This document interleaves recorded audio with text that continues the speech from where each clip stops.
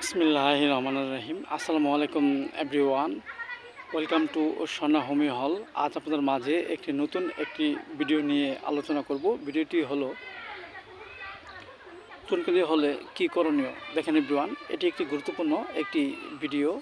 দেখা যাচ্ছে যে চুলকানি একটি চর্মরোগ। এই রোগ দেখা যাচ্ছে যে আমাদের মাঝে সকলেরই কম বেশি এই রোগটি দেখা দেয়।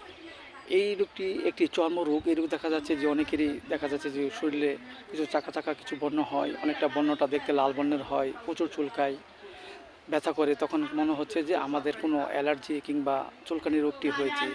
এই রোগটি হওয়ার বিভিন্ন কারণ হয়ে থাকে। এর মাঝে কিছু উল্লেখযোগ্য কারণ হলো দেখা যাচ্ছে যে অনেক সময় আমাদের পরিপাকতন্ত্রে অনেক ধরনের কোনো লক্ষণ যদি সমস্যাজনিত থাকে, এর ফলে অনেক সময় এইখান লক্ষণ থেকে আমাদের মাঝে এই চুলকানি রোগটি সৃষ্টি হতে পারে। আবার দেখা যাচ্ছে যে আমাদের শরীর থেকে যে ঘাম ঝরে, সেই ঘাম যদি আমরা বডিতে পরিষ্কার না করি এবং এই ঘাম থেকে এক ধরনের ফাঙ্গাস তৈরি হয়, এই ফাঙ্গাস থেকে অনেক সময় আমাদের বডিতে চুলকানি রোগের সৃষ্টি হতে পারে। আবার দেখা যাচ্ছে যে আমরা নিয়মিত অনেক সময় দেখা যাচ্ছে যে বেগুন, পুঁটি মাছ, চিংড়ি মাছ, গরু গোশত ইত্যাদি বিভিন্ন ধরনের খাবার খাই। এই খাবার খাওয়ার ফলেও অনেক সময় আমাদের বডিতে এই চুলকানি রোগের সৃষ্টি হতে পারে। সো এভরিওয়ান, এই রোগটি আমাদের মাঝে হলে আমরা যে হোমিওপ্যাথিতে করণীয় বিষয়গুলো জেনে সুস্থ হতে পারি। যেমন দেখা যাচ্ছে যে একজন ব্যক্তি তার বডিতে কিছু চাকা চাকা কিছু বর্ণ হয়েছে, বর্ণটি কাটার নেই, জলে ব্যথা করে এবং তা দূর করার জন্য একটি প্রশংসনীয় ওষুধ খেতে পারি। সেটা হলো আর্টিকামিনাস মাদার।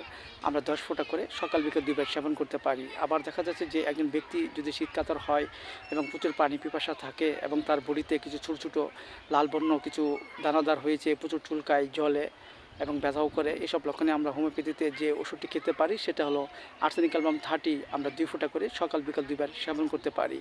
এবং পাশাপাশি আমরা হোমিওপ্যাথিতে একটি বায়োকেমিক বড়ি খেতে পারি। সেটা হলো ক্যারামফল 6 4টি করে উপরে চিবিয়ে আমরা হালকা গরম কুসুম পানি সহ সকাল বিকাল 2 বার সেবন করতে পারি।